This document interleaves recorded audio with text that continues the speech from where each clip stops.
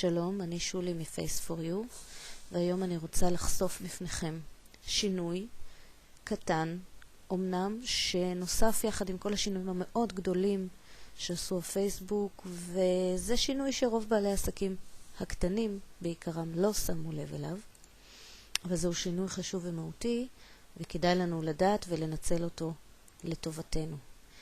תחילה אני רוצה להציג לפניכם את עמוד האוהדים שלי, דף האוהדים שלי, שגם הוא השתנה כמובן, קוראים לו Face4You.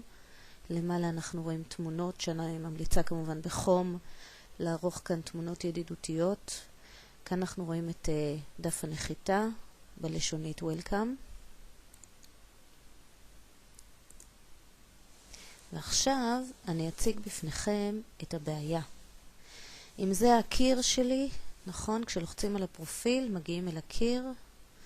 שוב, גם כאן יש שינוי מרחיקי לכת, תמונות למעלה. כל המידע עלינו מופיע כאן. אם נלחץ על החברה שבה אנחנו עובדים, נגלה שפייסבוק פתחו בשבילנו עמוד, אבל זה לא העמוד שאנחנו בנינו והשקענו בו. וזו אכן בעיה. איך אנחנו מפנים מהקיר שלנו לעמוד שלנו? אין לנו היום שום מקום לעשות את זה.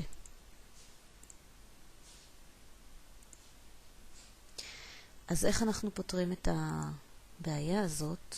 בואו נראה מה צריך לעשות. שוב, האזור המידע הזה, כרגע המקום הזה לא ייתן לי פתרון, ולא תבוא הישועה מכאן. אין שום מקום אחר על הקיר שיכול להפנות אותה אנשים לעמוד שלי. אז בואו נתחיל בלהיכנס לעמוד עצמו.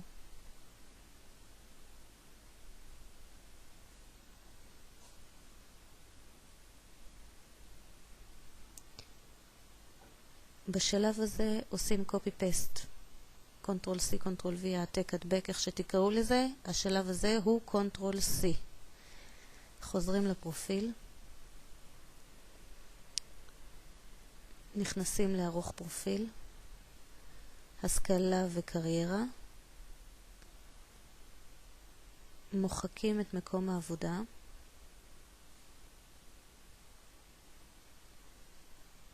ורושמים כאן, למעשה עושים Ctrl-V כדי לשמור על הניסוח המדויק. שומרים.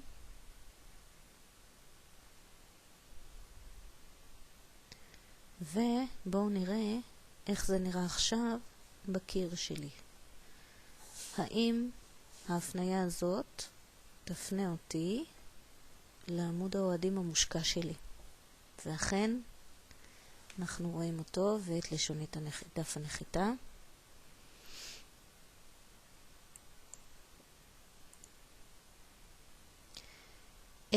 עוד כמה מילים לגבי הגדרת דף נחיתה. אם אנחנו כבר סוף סוף מפנים מהקיר שלנו אל הדף שלנו, אנחנו רוצים להפנות אותה מן הסתם לדף הנחיתה ולא לקיר. שוב, יש כל פעם שינויים, לפעמים זה כן עובד, לפעמים זה לא עובד. פייסבוק מעוללים בנו תעלולים, אבל אנחנו נגדיר את זה בכל מקרה, כי ההגדרות חייבות להיות נכונות.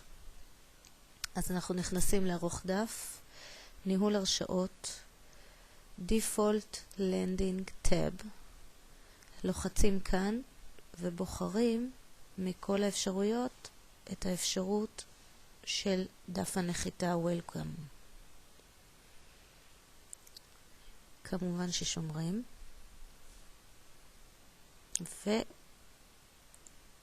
והצלחה.